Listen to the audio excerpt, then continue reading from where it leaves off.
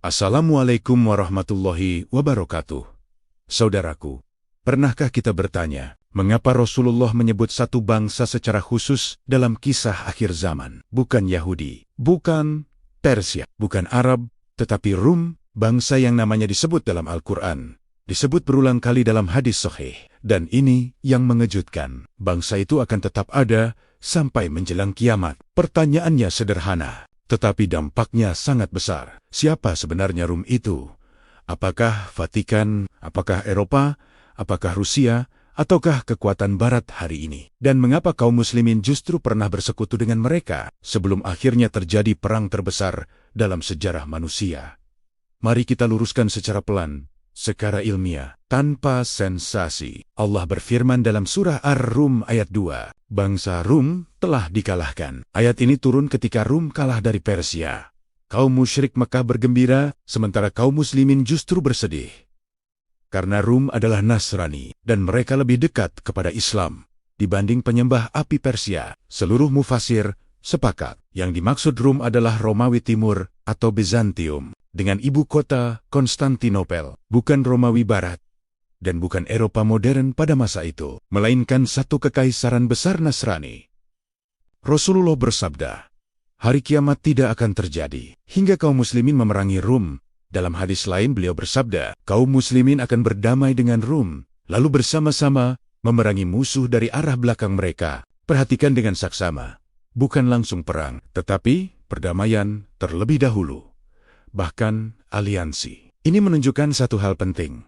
Rum bukan musuh abadi, tetapi musuh ideologis yang tertunda. Sekarang kita luruskan satu persatu. Apakah Vatikan termasuk Rum? Jawabannya tidak. Vatikan bukan bangsa, tidak memiliki kekuatan militer global, dan tidak memimpin peperangan. Apakah Rusia termasuk Rum? Jawabannya juga tidak. Rusia adalah bangsa Slavia, tidak pernah disebut sebagai Rum dalam kitab tafsir, dan secara sejarah justru pernah menjadi musuh Romawi Timur. Kesamaan agama tidak otomatis menjadikan identitas peradaban sama. Apakah Eropa termasuk Rum? Jawabannya iya, sebagai pewaris. Setelah Konstantinopel jatuh, peradaban Romawi tidak mati, tetapi berpindah ke Italia, ke Prancis, ke Spanyol, ke Inggris, ke Jerman. Hukum Romawi tetap hidup, budaya Romawi tetap bertahan, struktur militernya terus berlanjut. Inilah Rum dalam bentuk baru. Bagaimana dengan Amerika?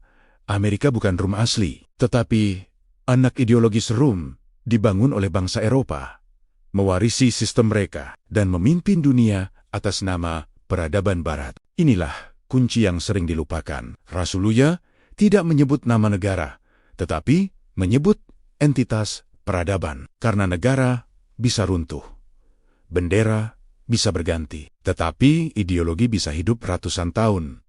Rum adalah gabungan Kristen politik, hukum, Romawi, dan kekuatan militer global. Setelah pengkhianatan Rum, terjadilah Al-Malhamah Al-Kubra, perang terbesar sebelum kiamat, melibatkan jumlah pasukan yang sangat besar.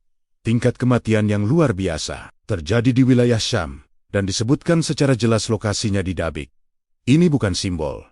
Imam An-Nawawi menegaskan hadits ini bersifat nyata, bukan kiasan. Ketika kaum muslimin menang, Rasulullah bersabda, tiba-tiba datang kabar bahwa Dajjal telah keluar. Perhatikan baik-baik, saat itu manusia lelah, dunia porak-poranda, dan moral runtuh. Fitnah terbesar datang, bukan saat manusia kalah, tetapi saat manusia merasa aman.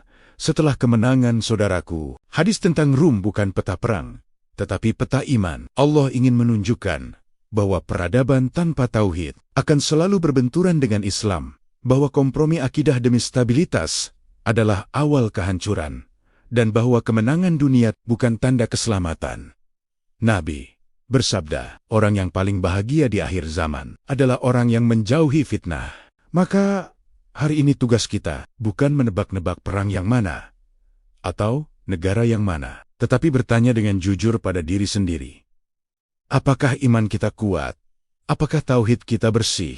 Dan apakah kita siap diuji ketika kebenaran bercampur dengan kebatilan? Karena akhir zaman bukan tentang siapa yang paling kuat, tetapi siapa yang paling teguh.